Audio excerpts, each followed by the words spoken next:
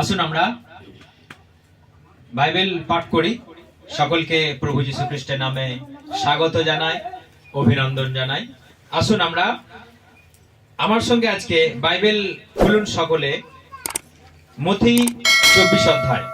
আমাদের সকলেরই পরিচিত মথি 24 অধ্যায়। কি লেখা আছে কেউ বলতে পারবে? মথি 24 অধ্যায় কিসের জন্য বিখ্যাত, কিসের জন্য সুপরিচিত? মথি 24 অধ্যায়ের যে কোনো একটা বাক্যকে বলতে পারবে? সবাই বলতে পারবে, সেই জন্য সকলকে অনেক অনেক ধন্যবাদ। কারণ কি সকলে জানে মথি 24 অধ্যায় এই জন্য বিখ্যাত, কারণ সেখানে পৃথিবীর শেষ সময়ে সমস্ত কিছু বর্ণনা করা আছে। পৃথিবীর শেষ সময়ে কি ঘটবে, পৃথিবীর শেষ সময় কেমন হবে, এবং এই জগৎ কেমন পরিবর্তন হবে, কি কি লক্ষণ দেখা যাবে, সবকিছু মথি 24 অধ্যায়ে লেখা আছে। তো সেই মথি 24 অধ্যায়েরই একটা বাক্য আমরা আজকে পাঠ করব, 37। মথি 24 অধ্যায়ে 37, কেউ একজনা জোরে জোরে পড়ো। নোহের সময় যা ঘটেছিল, মানব পুত্রের আবির্ভাবের সময়ও ঠিক তাই ঘটবে।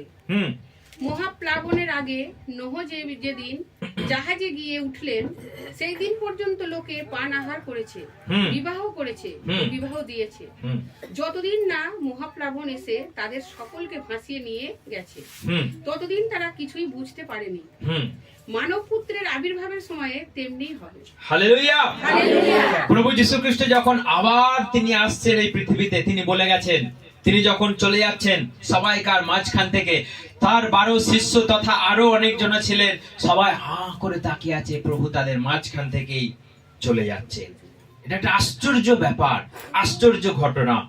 তিনি জীবন্তই স্বর্গের উপর দিয়ে চলে যাচ্ছে। সকলে প্রভু যীশু খ্রিস্টকে মাঝ আকাশে একটা মেঘ এসে আড়াল করে দিল, তিনি গায়েব হয়ে গেলেন, তিনি নিরুদ্দেশ হয়ে গেলেন, তিনি দৃষ্টির অগোচরে হয়ে গেলেন। তাও তারা উপর দিকে তাকিয়ে আছে। কারণটা কি? আমাদের প্রিয়, আমাদের সঙ্গী, আমাদের প্রভু আমাদেরকে ছেড়ে চলে যাচ্ছে। কতটা একটা দুঃখ, কতটা একটা কষ্ট। প্রিয়জন ছেড়ে চলে গেলে কেমন লাগে, কতটা কষ্ট হয় সেটা আমরা জানি। প্রভু যীশু খ্রিস্ট জীবন্তই তাদের মাঝখান থেকে চলে গেলেন, তখনও তারা তাকিয়ে আছে, তাকিয়ে আছে, তাকিয়ে আছে, অপেক্ষার পর অপেক্ষার পর অপেক্ষা। কি করবে তারা এরপর? আর কিছু জানে না, কি করবে তারা এরপর। এমনই সময় একটা স্বর্গদূত এসে উপস্থিত। সে স্বর্গদূত বলছে, তোমরা কার দিকে তাকিয়ে আছো? তিনি যেমন গেলেন তিনি আবার ফিরে আসবেন। হালেলুয়া! অর্থাৎ এই পৃথিবীতে একমাত্র যীশু খ্রিস্ট আছে, যিনি জীবন্ত উঠে গেলেন, তিনি আবার আসবেন সেই জৈতুন পর্বতেই, তিনি আবার আসবেন এই পৃথিবীর সমাপ্তি ঘটাতে। হালেলুয়া! সেই জন্য শুধু আমাদের অপেক্ষার পর অপেক্ষা। আপনি অপেক্ষা করুন, আপনি নিজের জীবনকে আপনি শুদ্ধ করে ধরে রাখুন, আপনি আপনার জীবনকে পবিত্র করে ধরে রাখুন, সোনার মতো করে রাখুন। কারণ লেখা আছে 24 অধ্যায় 43, চোর কোন প্রহরে আসবে তাহা যদি গৃহকর্তা জানিত, তবে সে জেগে থাকতো, নিজ গৃহে শীত কাটতে দিত না। তিনি আসবেন চোরের মতো। কোন সময় আসবে, কখন আসবে, কি তার ঘটনা, কি তার টাইম, তিনি নিজেও জানেন না, স্বর্গদূতও জানেন না, একমাত্র পিতাই জানেন। তিনি শুধু বলেছেন, তোমরা জেগে থাকো, তোমরা প্রার্থনা করো। কারণ এই পৃথিবীতে দ্বিতীয় আগমন তিনি করতে চলেছেন, তিনি আসতে চলেছেন। যা যা লক্ষণ তিনি 24 অধ্যায়ে বলেছেন, সবকিছু আমরা দেখতে পাচ্ছি। যুদ্ধ যুদ্ধ খেলা চলছে, মানুষ প্রত্যেকটা দিন মারা পড়ছে, প্রত্যেকটা দিন বোমের আঘাতে মানুষ মারা পড়ছে, মানুষের হিংসার ফলে মানুষ মারা পড়ছে। কারণ প্রভু বলেছে শেষ সময়ে সব ঘটবে। আকাশে অদ্ভুত অদ্ভুত চিহ্ন দেখবে, আমরা দেখতে পাচ্ছি লাইন দিয়ে তারাগুলো যাচ্ছে। কিছুদিন আগে আমরা কি দেখছিলাম? আকাশে লাইন দিয়ে যেন সেই ট্রেন যাচ্ছে, লাইন দিয়ে তারা যাচ্ছে। কি যাচ্ছে আমরা জানি না, কিন্তু এটা তো একটা অদ্ভুত, কিন্তু এটা তো একটা অদ্ভুত লক্ষণ। প্রভু যীশু খ্রিস্ট বলেছে সকল কিছু অন্তিম কালে দেখবে, দেখবে জাতি জাতির বিরুদ্ধে লড়াই লেগে যাচ্ছে। আমরা দেখতে পাচ্ছি চারিদিকে সব ঘটছে, জাতির বিরুদ্ধে জাতি, হিন্দু মুসলমান, খ্রিস্টান মুসলমান, খ্রিস্টান হিন্দু, চারিদিকে লড়াই চলছে, চারিদিকে মানুষ মানুষকে মারছে। এবং সব থেকে বড় চিহ্ন প্রভু যীশু খ্রিস্ট একটা দিয়েছেন, যে তোমরা দেখবে, আরেকবার আমরা ওটা পড়ি সবাই একসঙ্গে, পড়ো ওটা 37 জোরে জোরে। নোহের সময় হয়েছিল মানবপুত্র আগমনের সময় সেই রকম হবে। হ্যাঁ, নোহের সময় বন্যা আসার আগে যে পর্যন্ত নোহ সেই জাহাজে ঢুকলেন, লোকেরা সামনে ভোজন পান করেছে। হ্যাঁ, দেখুন এখানে প্রভু যীশু খ্রিস্ট বলছে যে নোহের সময়, বাস্তবিকই নোহের সময় যেমন হয়েছিল, মনুষ্যপুত্রের আগমনে তেমনই হবে। এখানে লেখা রয়েছে যে যতক্ষণ না জল প্লাবন এসে তাদেরকে ভাসিয়ে নিয়ে চলে গেল, ততক্ষণ পর্যন্ত তারা কি করছিল? কি করছিল? বিয়ে করছিল, বিয়ে দিচ্ছিল, মজা করছিল, আনন্দ করছিল, ঘুরে বেড়াচ্ছিল, বেড়াতে যাচ্ছিল, সবকিছু তারা জাগতিক ভাবে মাতোয়ারা হয়ে উঠেছিল, জগতের কামনা বাসনায় তারা মেতে উঠেছিল। নোহ জাহাজ তৈরি করছে, ঈশ্বর তাকে বলে দিলেন, নোহ, আমি মানুষের জন্য আমি এখন অনুশোচনা করছি, মানুষকে বানিয়ে আমি এখন অনুশোচনা করছি। এটা আমার কথা নয়, সদাপ্রভু তিনি এই কথাটা বলছেন। তিনি নোহকে জাহাজ বানাতে বললেন, তিনি জাহাজ বানাচ্ছেন। মানুষ বলছে, নোহ তুমি কি পাগল? নোহ তুমি কি খেপে গেলে? কারণ মানুষ তখন জানতো না বৃষ্টি কি। নোহ বলছে, ঈশ্বর এই পৃথিবীটাকে জল প্লাবন দিয়ে ধ্বংস করে দেবে। সবাই বলছে, যা নোহ খেপে গেছে। সবাই বলছে নোহ পাগল হয়ে গেছে, বৃষ্টি আবার কি, প্লাবন আবার কি, বন্যা মানে তাদের জ্ঞানে নাই। সবাই নোহকে মজা উড়াচ্ছে, দেখবে চলো নোহ একটা বিশাল বড় জাহাজ বানাচ্ছে। আমাদেরকে লোকে বলছে, দেখ দেখ দেখ খেপে গেল, মাইক নিয়ে রাস্তায় রাস্তায় কি সব বলে বেড়াচ্ছে, পাগল হয়ে গেছে, পাগল হয়ে গেছে। নোহের সময় যেটা বলেছিল, আমাদেরকেও সেই কথাই বলছে। হাল্লেলুয়া। বাইবেল বলছে যতক্ষণ না জল প্লাবন এসে তাদেরকে ভাসিয়ে নিয়ে চলে গেল, একজনেরও টনক নড়লো না। একালেও সেটা ঘটবে। প্রভু বলছেন, আসবো আমি। আমরা বলছি মানুষকে, প্রভু আসবে, তোমরা পাপ থেকে সরে এসো। ধনী যারা অহংকারের মধ্যে পড়ে আছো, তোমরা প্রভুর কাছে একবার এসো। কিসের প্রভু? টাকাই আমাদের ঈশ্বর, লক্ষ্মী আমাদের একমাত্র ঈশ্বর। যতক্ষণ না প্রভু আসছেন, কারো টনক নড়বে না। শুধু দু চারজন লোক, উঁচু নিচু দরিদ্র মানুষ, কানা খোড়া বোবা কালা, শুধু সেই কটা মানুষ প্রভুর কাছে এসে হাঁটু পাচ্ছে, সেই কটা মানুষ এসে প্রভুর কাছে অপেক্ষা করছে, একমাত্র তারাই যাবে স্বর্গে। হালেলুয়া। কারণ তিনি বলেছেন, আমার বিবাহ ভোজে একটা সিটও যেন খালি না থাকে। তিনি বলছেন, প্রভু কেউ শুনছে না, শুনছে না, তোমরা চলে যাও অলিতে গলিতে, কানা খোড়া বোবা কালা সবাইকে তোমরা নিমন্ত্রণ করো আমার বিবাহ ভোজে। আমরা আজকে মাইক নিয়ে বেরিয়ে পড়ছি, আজকে আমরা ট্র্যাক্স নিয়ে বেরিয়ে পড়ছি, বোবা কালা কালা খোড়া গোগা আমরা কাউকে বাদ দিচ্ছি না, সবাইকে নিমন্ত্রণ করছি। প্রভু তোমাকে বিবাহ ভোজে আমন্ত্রিত করেছে। আমরা এটাই বলছি, ঈশ্বর আপনাকে আমন্ত্রিত করেছে তার বিবাহ ভোজে, আপনি প্রস্তুত হন। আপনি এটা পড়বেন, ঈশ্বরের বাক্য, এটা আপনি নিন, আপনি জানুন প্রভু সম্বন্ধে। আমরা সেই নিমন্ত্রণটা করছি। কেউ নিয়ে ফেলে দিচ্ছে, কেউ বলছে আমার ধর্মই আমি পালন করতে পারছি না, আমি আমার যিশুর ধর্ম। কি বলছে লোকে?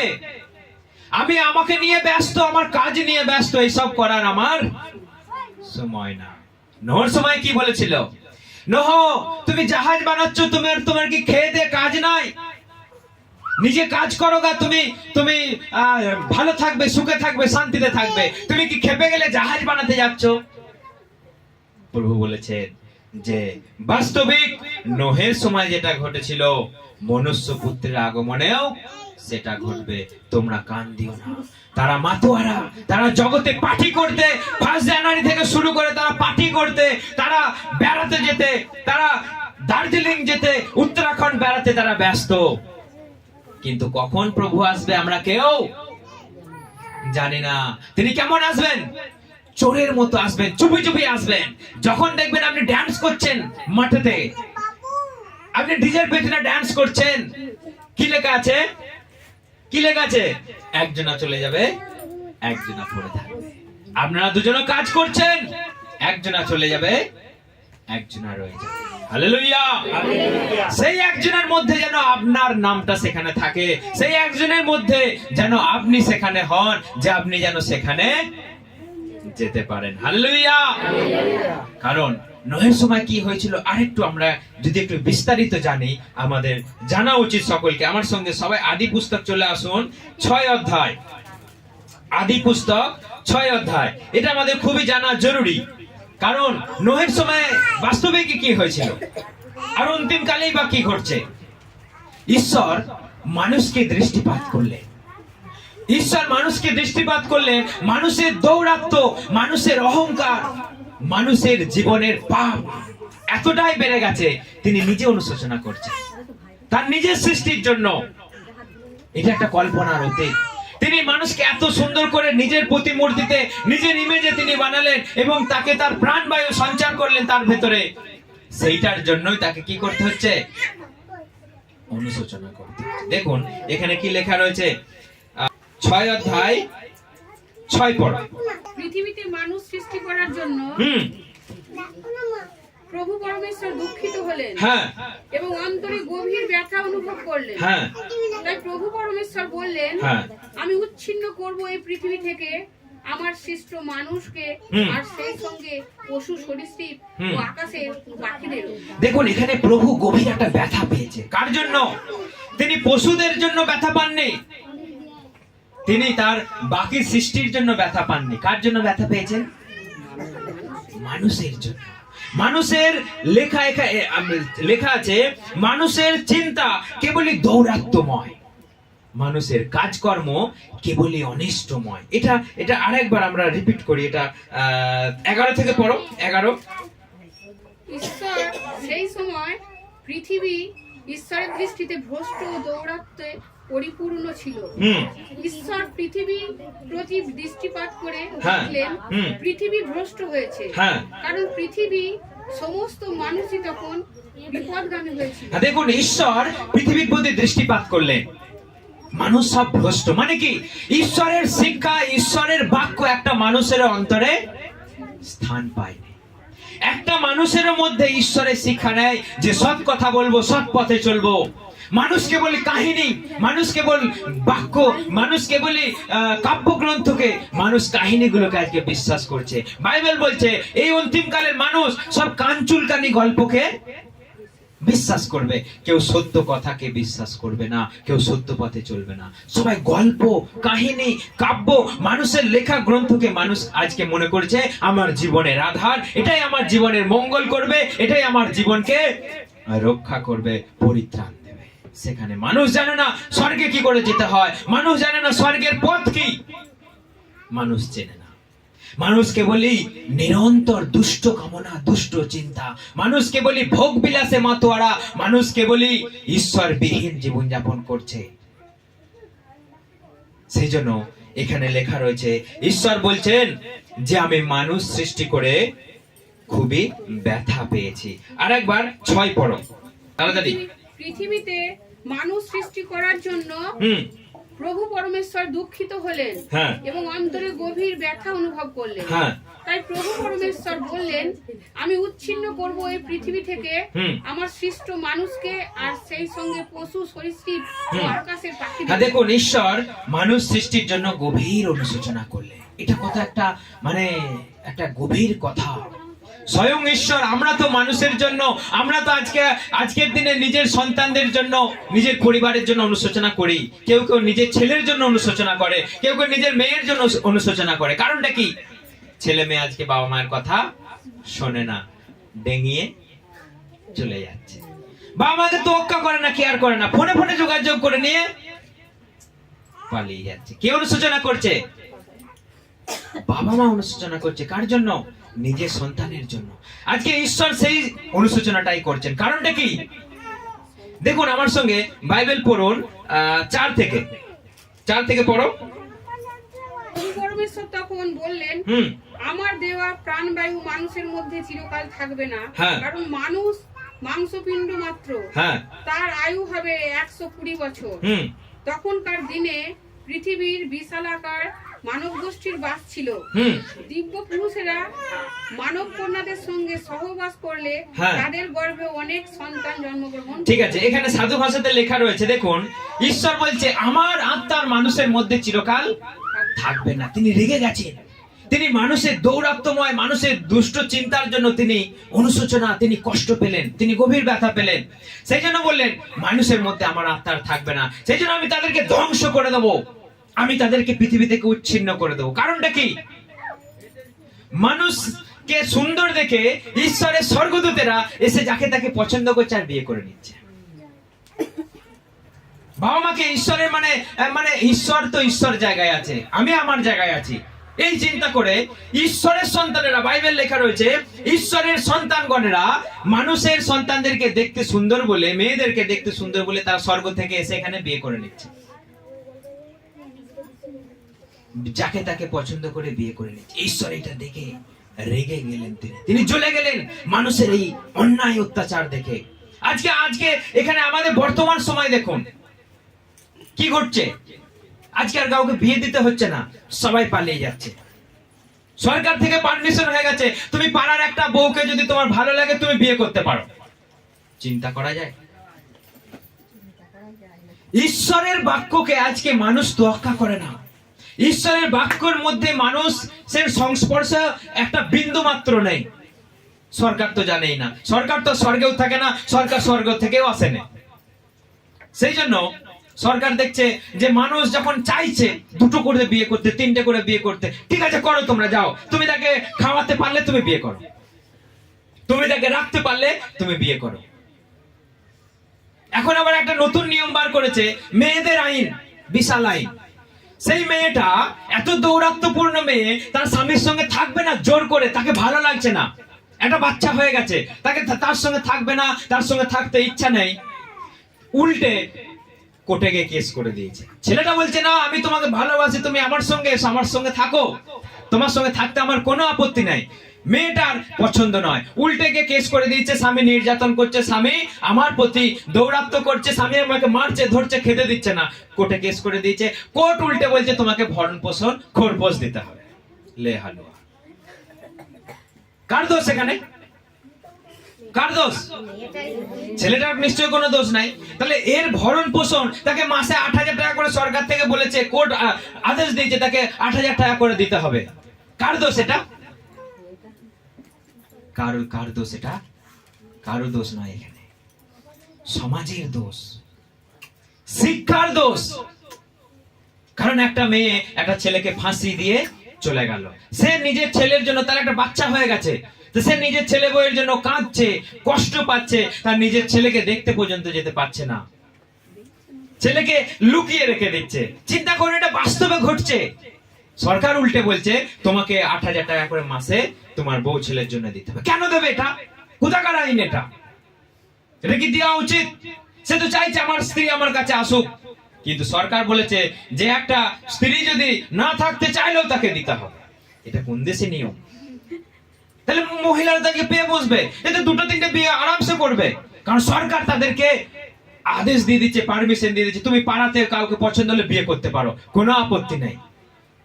কিন্তু ঈশ্বর কি বলেছে? কি বলেছে ঈশ্বর? আমার আত্মা মানুষের মধ্যে দীর্ঘদিন বাস করবে না। যে আত্মায় তুমি কামনা বাসনাকে তুমি পোষণ করছো, তুমি ধরে রাখছো, সেটাকে আমি সরিয়ে দেবো। হালেলুয়া। আপনি কদিন বিয়ে করবেন, কটা বিয়ে করবেন, যান করুন, কিন্তু যেদিন আপনার আত্মাটাকে ঈশ্বর ওখান থেকে তুলে নেবে, কোথায় যাবেন সেদিন? পারবেন বিয়ে করতে নরকে গে? মুকুট পরে পারবেন নাচতে? শ্বশুর বাড়ি জিন্দাবাদ বলতে পারবেন নরকে গে? আর বলছে চোখ তুলে দেখো না কে এসেছে, তখন চোখ তুলে দেখবে আগুন। কে কি দেখবে না সেখানে? শুধু নরকের আগুনের লেলিহান শিখা। আমাদের ডিজিএস দিনাকরণ, আমাদের শ্রদ্ধেয় পাস্টার, তিনি বলেছেন, তাকে যখন নরককে দেখানো হয়েছে, তিনি বলছেন, তিনি সাক্ষ্য দিচ্ছেন যে নরকটা কেমন জানেন? নরকটা হচ্ছে কুয়োর মতো, মানে স্ট্রেট দেওয়াল, নরকের দেওয়ালটা হচ্ছে স্ট্রেট এবং প্লেন, আপনি চাইলেও সেখানে উঠে আসতে পারবেন না। কিন্তু কেউ কেউ কোন আত্মা কি করছে, নরক থেকে মানে উঠে আসার চেষ্টা করছে, বাই চান্স একটু উঠে আসছে। নরকের আগুনের শেখাটা কেমন জানেন? ল্যাজের মতো, সাপের ল্যাজ যেমন ঝটকাতে পারে, সেই আগুনের শিখাটা তাকে ঝটকে নিয়ে গিয়ে তাকে আবার নরকে টেনে নিয়ে আসছে। এটা কোনো বানানো মিথ্যে কথা নয়, তিনি দেখেছেন, তিনি সাক্ষ্য দিয়েছেন, আজও সেই সাক্ষ্য আছে, জল জ্যান্ত। সেই জন্য আপনি চিন্তা করুন, জগৎ যেটা বলছে, জগৎ যেটা করতে বলছে, আপনি সেখানে যাবেন না। ঈশ্বরের শাস্ত্রকে পাঠ করুন। আপনি ঈশ্বর কি বলছে, যে নোহের সময় এটাই ঘটেছিল, যতক্ষণ না সেই জল প্লাবন এলো। কি কেমন জল প্লাবন এলো দেখুন, আমার সঙ্গে পড়ুন 7 অধ্যায় 11, খুব তাড়াতাড়ি। 7 অধ্যায় 11 দেখুন, যতক্ষণ না এলো কি হলো দেখুন, এখানে লেখা আছে 11। 600 বছর বয়সে দ্বিতীয় চান্দ্র মাসের 17 দিনের দিন মহা জলপ্লাবন সমস্ত উৎস খুলে গেল এবং আকাশের বাতায়নগুলি উন্মুক্ত হলো। আর 40 দিন ও 40 রাত ধরে পৃথিবীতে অবরিত, দেখুন মানুষ তখন জানে না বৃষ্টি কি, আকাশ থেকে কেমন করে বৃষ্টি আসে, সেই জন্য এত টিটকারি, সেই জন্য এত পাগলামো কথাবার্তা নহর বিষয়। নহ, তুমি জাহাজ বানাচ্ছ, জল কোথায়? জল কোথায়? তুমি জাহাজ বানাচ্ছ, তুমি কি খেপে গেলে? ততক্ষণ তারা টিটকারি মেরেছে, ততক্ষণ তারা ফালতু কথা বলেছে, ততক্ষণ তারা নোংরা জীবন যাপন করেছে। আরো অনেক নোংরা কথা লেখা আছে। আপনি লোটের কাহিনী পড়বেন, তখন মানুষ এতটাই দৌরাত্ম্যময় ছিল, মানুষ আর বিয়ে করছিল কার সঙ্গে? পুরুষে পুরুষে। এখনো আছে না নাই সেই ঘটনাটা? এখনো আছে। সরকার পারমিশন দিয়েছে, তোমার যাকে ভালো লাগে তুমি বিয়ে করো, তোমার যদি কোনো পুরুষকে পছন্দ হয় তুমি বিয়ে করো, তোমার যদি কোনো নারীকে পছন্দ হয় তুমি বিয়ে করো। করছে না? করছে না। দুদিন আগে একটা মেয়ে ছেলের স্কার্ট মানে হেয়ার স্টাইল দিয়েছে, হাতটা কিরম গেঞ্জি পরে গুটিয়েছে, বলছে একটা মেয়েকে বিয়ে করে নিয়েছে, সে আমার স্ত্রী। ও কি স্টাইল! না, আমরা সমাজে আমাদের ভালো লাগছে, মানে ইন্টারভিউ নিচ্ছে চ্যানেলে, বলছে না এটা আমাদের পছন্দ, আমরা এরমই থাকতে চাই। একটা মেয়ে বিয়ে করে নিয়েছে, কল্পনারও হতে কি করে সম্ভব এটা? ঈশ্বর যে নিয়ম দিয়েছেন আদমের সঙ্গে, তিনি আর একটা আদম দিয়ে তো দেননি, দিয়েছেন। তিনি আদমের সঙ্গে কাকে দিয়েছেন? হবাকে দিয়েছেন, একটা স্ত্রীকে দিয়েছেন। তিনি 3-4টে হবা দিয়েছিলেন? কটা দিয়েছিলেন? একটা হবা দিয়েছিলেন। কিন্তু মানুষ আজকে সেই ঈশ্বরের নিয়মটাকে কি করছে?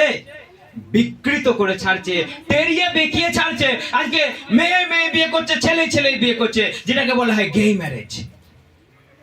চিন্তা করুন, সরকার বলছে you are right, you can do anything what you want. সরকার বলছে, সরকার তো স্বর্গে থাকে না, স্বর্গে কে থাকে? প্রভু পরমেশ্বর থাকে। তাহলে আপনাকে কি নিয়ে যাবে সেখানে? এসো, 3টে বিয়ে করছো, কি আছে? ছেলে বিয়ে, কি হয়েছে? এসো, আমি তোমাকে বরণ করে নিয়ে যাবো, এসো। এ বাজারে গানটা, চোখ তুলে দেখো না কে এসেছে, না কাকে কে এনেছে, কে এসেছে। 3টে করে বিয়ে করেছে, ছেলে বিয়ে করেছে, মেয়ে বিয়ে করেছে, তাকে ঈশ্বর বরণ করে নেবে? ক্যাক করে একটা গুণালি দেবে, যা তোর জন্য ওইখানে নরক আছে। ঈশ্বর বলবে আমি তোমাকে কখনোই চিনি না, আমি তোমাকে কখনোই জানি না। তাহলে আপনি কোথায় আছেন আজকে? সমাজকে দেখে তাও আপনার ভালো লাগছে না, আমি এরকমই করবো, ওরা করছে বলে আমিও করব।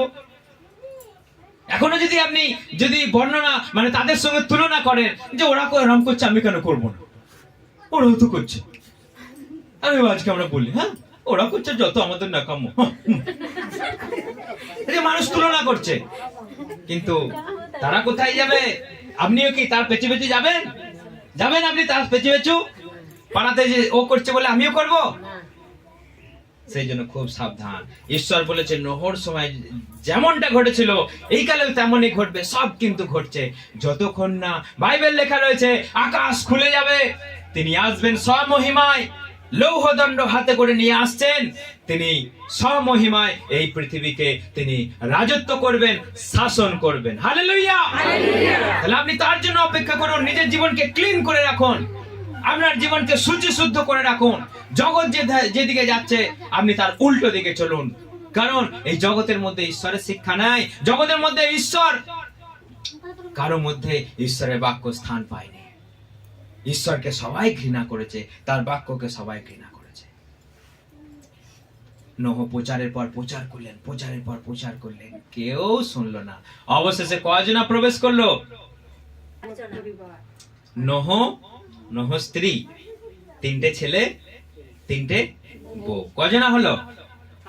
8 জনা। সেখানে কি আর মানুষ ছিল না? সেখানে কি আর ছিল না? হ্যাঁ কি না? ছিল তো, নিশ্চয়ই ছিল। কারা টিটকারি মেরেছিল? তারাই মেরেছিল যারা ছিল।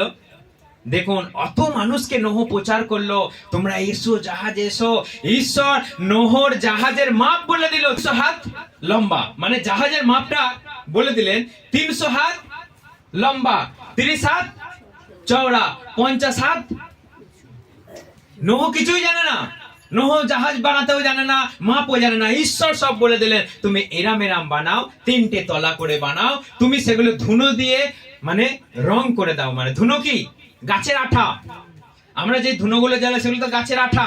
তো সেই গাছের আঠা দিয়ে তুমি সব রং করে দাও, যেন জল না ঢোকে, যেন নষ্ট না হয়ে যায়। দেখুন, ঈশ্বর ঈশ্বরই। আজকে আমরা যেসব বড় বড় জাহাজ বানাই, কোথা থেকে আইডিয়া পেলো তারা? সব ঈশ্বরের কাছ থেকে। নৌকা বানানোর আইডিয়া কোথা থেকে পেলো? সব ঈশ্বরের কাছ থেকে। তো সেই জন্য ঈশ্বর সব বলে দিলেন। যতক্ষণ বানাতে টাইম লেগেছে, 120 বছর কি করেছে? 120 বছর। চিন্তা করুন, নোহ প্রচারের পর প্রচার করেছে, প্রচারের পর প্রচার করেছে 120 বছর ধরে। এসো, তোমরা এসো, ঈশ্বর জল প্লাবেন নষ্ট করে দেবে। Get out. আমি চিনি না, আমি তোমাকে জানি না, আমি তোমাকে চিনি না। কোথাকার কে এলো, পৃথিবীটাকে ঈশ্বর ধ্বংস করে দেবে। দেখো দেখিনি কথা, দেখো দেখিনি কথা, ঈশ্বর পৃথিবীটাকে ধ্বংস করে দেবে, এটা আবার কি কথা? এখনো লোকে সেটা বলছে। কিন্তু যখন তারা প্রবেশ করলো জাহাজের ভিতরে, 8টা প্রাণী আর সমস্ত পশু পাখি জোড়ায় জোড়ায় করে যখন প্রবেশ করলো, ঈশ্বর বাইরে থেকে দরজা ক্লোজ করে দিল। দিয়ে লেখা রয়েছে, তিনি সমস্ত জলের বাঁধকে ভেঙে দিলেন, খুলে দিলেন। নে এবার 40 দিন 40 রাত বৃষ্টি, কন্টিনিউ বৃষ্টির পর বৃষ্টির পর বৃষ্টি। সবাই বৃষ্টিতে নাচতে লাগিয়ে দিল, হই হই হই হই করতে করতে। কারণটা কি? আকাশ থেকে বৃষ্টি আসছে, কি মজার দিন। সবাই আনন্দে বৃষ্টিতে লাফাতে লাগালো, নাচাতে লাগিয়ে দিল, ডিজে আনতে শুরু করে দিল, দিয়ে ফিস্টি করতে লাগিয়ে দিল, নাচতে। হতে হতে হতে হতে যখন 1 হাঁটু, আস্তে আস্তে আস্তে আস্তে আস্তে আস্তে যখন 1 বুক হয়ে গেল, কন্টিনিউ জল হচ্ছে। মানে 2 দিন আগে আমরা দেখেছেন জল, এরকম কন্টিনিউ জল। ঈশ্বর বলছে আকাশের বাঁধকে কি করলেন? ভেঙে দিলেন। মানে কেমন বৃষ্টি? হরকাবানের মতো। এত পরিমাণে বৃষ্টি, এত পরিমাণে বৃষ্টি শুরু হয়ে গেল। তখন এবার বলছে চো নহর জাহাজের দিকে, কারণ আর আর আর দাঁড়াবার জায়গা নাই। আস্তে আস্তে বাইবেল বলছে আস্তে আস্তে সব মাটি ছেড়ে জল উঠে যাচ্ছে, উঁচু জায়গা সব ডুবে গেল, আর দাঁড়ানোর জায়গা নাই। গিয়ে বলছে নোহ, তুমি দরজা খোলো, আমরা ডুবে যাচ্ছি। দরজায় আঘাত করছে। নোহ, তুমি দরজা খোলো, দরজা খোলো, দরজা খোলো। নোহর তো মানুষের মন, চাইলেও খুলতে পারত, কিন্তু কে বন্ধ করে দিয়েছে? ঈশ্বর বন্ধ করে দিয়েছে। তোমরা যাকে প্রত্যাখ্যান করেছো, তোমরা যাকে নিন্দা করেছো, তোমরা যাকে গাল দিয়েছো, তোমরা যার বিরুদ্ধে মন্দ কথা বলেছো, যার চোখের সামনে তুমি অন্যায় করেছো, নোংরামো করেছো, তিনি কি করলেন? দরজা বন্ধ করে দিলেন। তখন বলছে নোহ দরজা খোলো। নোহ বলছে ঈশ্বর বাইরে থেকে বন্ধ করে দিয়েছেন, সরি সরি, আমার কিচ্ছু করার নাই। মানুষ হাবুডুবু খেতে খেতে, হাবুডুবু খেতে খেতে সব শেষ হয়ে গেল। মানুষের সঙ্গে শেষ হয়ে গেল সমস্ত প্রাণী। হালেলুয়া। আপনি কি তাদের দলে ধ্বংস হতে চান? প্রভু বলছে আমি যখন আকাশে আসবো, লোকে আমাকে দেখাবে, বিলাপ করবে, বুকে করাঘাত করবে, বলবে হাই প্রভু আমি ভুল করেছি। কিন্তু তখন আর সময় নাই। যতক্ষণ তোমার দেহে প্রাণ আছে, যতক্ষণ তোমার দেহে শক্তি আছে, যতক্ষণ মুখে কথা বলার ক্ষমতা আছে, তুমি যিশুকে বলো প্রভু তুমি আমাকে ক্ষমা করো, আমার কৃতকর্মের জন্য আমি অনুতপ্ত, তুমি আমাকে ক্ষমা করো। ঈশ্বর আজকেই আপনাকে ক্ষমা করে দেবে। আর আপনি যদি বলেন ও দুটো বিয়ে করেছে আমি কেন করব না, ও পালিয়ে গেছে আমি কেন পালাবো না, ও ফেসবুকে চ্যাট করছে আমি কেন করব না, ও রাত্রির বেলা 12টা পর্যন্ত কথা বলে আমি কেন বলবো না, তাহলে আপনি কোথায় যাবেন? আপনার রাস্তা আপনি ঠিক করে নিন। হালেলুয়া। সেই দিন যেন আপনাকে হাঁটু পেতে আর বুকে করাঘাত না করতে হয়, সেই দিন যেন আপনাকে বলতে না হয় ঈশ্বর আমি তো তোমার কথা শুনেছি, তুমি আমাকে ক্ষমা করো, একটা জন্য ওর জন্য আর ক্ষমা নাই। বাইবেল বলছে তিনি দ্বিতীয়বার আসছেন, তিনি সকলকে যারা তার জন্য অপেক্ষা করছে তাদেরকে উদ্ধার করতে, আর যারা ঠকবাজ, যারা মানুষের গুণতুক করে, বশীকরণ করে, তান্ত্রিক, তাদেরকে ধরে জীবন্তই কোথায় ফেলবে? নরকে ফেলবে, জীবন্তই নরকে ফেলবে। আপনি চিন্তা করুন, কারো বিরুদ্ধে যদি কখনো কেউ করে থাকেন, ক্ষমা চান যে প্রভু আমি ওর বিরুদ্ধে আমি গুণতুক করেছি, বশীকরণ করেছি, ফুল ছুঁড়ে দিয়েছি, গজাল ঠুকে দিয়েছি, তুমি আমাকে ক্ষমা করো, আমি না জেনে করেছি। তা না হলে ঈশ্বর বলেছে সেই ধরনের মানুষকে কি করবেন? জীবন্তই নরকে ফেলবে। আজকে যারা ফলস ভাববাদী, আজকে যারা ফলস পাস্টার, যারা আজকে তেল জল বিক্রি করছে, বাইবেল বলছে যারা অদ্ভুত অদ্ভুত কাজ দেখাচ্ছে, মানুষকে অদ্ভুত অদ্ভুত কাজ করছে, কেউ বলছে জল থেকে উঠছে, কেউ বলছে 12 দিন জলের নিচে ছিল, এইসব ফালতু কাহিনী সবাইকে ঈশ্বর কি করবে? জীবন্তই নরকে ফেলবে। তুমি মানুষকে ভুল পথে চালিয়েছো। ফলস ভাববাদী, তুমি মানুষের মুখ দেখে তুমি কথা বলেছো, তুমি মানুষের হৃদয় দেখে কথা বলো নে, তুমি নিজে ভাববানি বলার চেষ্টা করেছো, আমাকে তুমি তোয়াক্কা করো নে। আমি বলবো তখন তো ভবিষ্যৎবাণী তুমি বলবে, তুমি বলেছো না আমি ভবিষ্যৎবাণী বলবো। ঈশ্বর তাদেরকে একটা কেউ ক্ষমা করবে না। তখন বলবে প্রভু আমি তোমার নামে তো এত মানুষকে সুস্থ করেছি, প্রভু আমি তোমার নামে তো এত মানুষকে আমি ভূত তাড়িয়েছি, আমি ভাববানি বলেছি। কি বলবে ঈশ্বর তাকে? আমি তোমাকে কোনো কালেই চিনতাম না, আমি তোমাকে চিনি না, বেরিয়ে যাও আমার কাছ থেকে। ঈশ্বর ধমক দেবেন, তখন আমাদের আর কিছু করার থাকবে না। সেই জন্য আপনার জীবনকে আপনি ক্লিন, পরিষ্কার পরিচ্ছন্ন, ধার্মিক পবিত্রতা আপনি বজায় রাখুন। যেখানে যা হচ্ছে আপনি দেখে নিন, ভুলে যান। কখনো ভাববেন না ওরা করছে আমি করব, কখনো ভাববেন না ওরা দেখছে আমি দেখব, কখনো ভাববেন না ওরা যাচ্ছে আমি যাব, ওরা যাচ্ছে আমি যাব, কখনো আপনি চিন্তা করবেন না। কারণ প্রভু যীশু খ্রিস্ট বলেছে বাস্তবিকই নোহের সময় যেটা ঘটেছিল, মনুষ্য পুত্রের আগমনেও সেই একই ঘটনা। Hallelujah, hallelujah. সবাই জেগে থাকুন, প্রার্থনা করুন, ঘুমিয়ে যাতে কেউ না। সেই জন্য সবাই এই বাক্যগুলোকে পাঠ করুন, বাইবেল পড়ুন, জেগে থাকুন। বাইবেলের অংশগুলোকে যদি আপনি হৃদয়ে, যদি মাথায় যদি ধরে রাখতে না পারেন, আপনি ঠকবেন। আপনাকে কেউ ভুলভাল কথা বললে আপনি প্রভু থেকে সরে চলে যাবেন। কেউ যেন আপনাকে ঠকাতে না পারে, কেউ যেন আপনাকে ভুলাতে না পারে। অনেক ভুলানোর কথা বলবে। বাইবেল বলছে এমন এমন হবে অন্তিম কালে, হতে পারে মনোনীতদেরকেও ভুলাবে, এমন এমন কাজ করবে অন্তিম কালে, শেষ সময়। যে মনোনীত, যে খুব ভালো বিশ্বাসী, তার সামনে এমন এমন কাজ দেখাবে, সেও সরে চলে যায়। মূর্তিগুলো কথা বলবে, আপনি চিন্তা করুন, তাহলে কোন মানুষটা না যাবে? কোন মানুষটা না যাবে? মনোনীত অনেকেই, পরিত্রাণ কতজনা পাবে?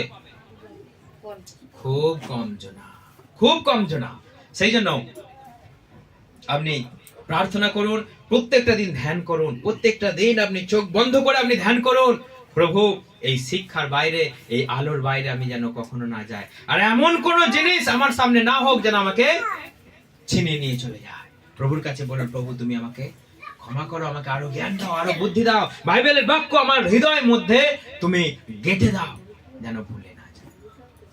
কারণ বাইবেল বলছে হতে পারে মনোনীতরাও ভুলে চলে যাবে, এমন এমন কাজ ঘটাবে, এমন এমন কিছু করবে। সেই জন্য সবাই বাইবেলের উপরে ধ্যান দিন, বাইবেল পাঠ করুন এবং ঈশ্বরকে নিজের জীবনে ধারণ করুন। ঈশ্বর যেন সকলকে এইভাবে আশীর্বাদ করে চালায়। শেষ পর্যন্ত সকলে টিকে থাকুন। ধন্যবাদ সকলকে। জয় যিশু। জয় যিশু।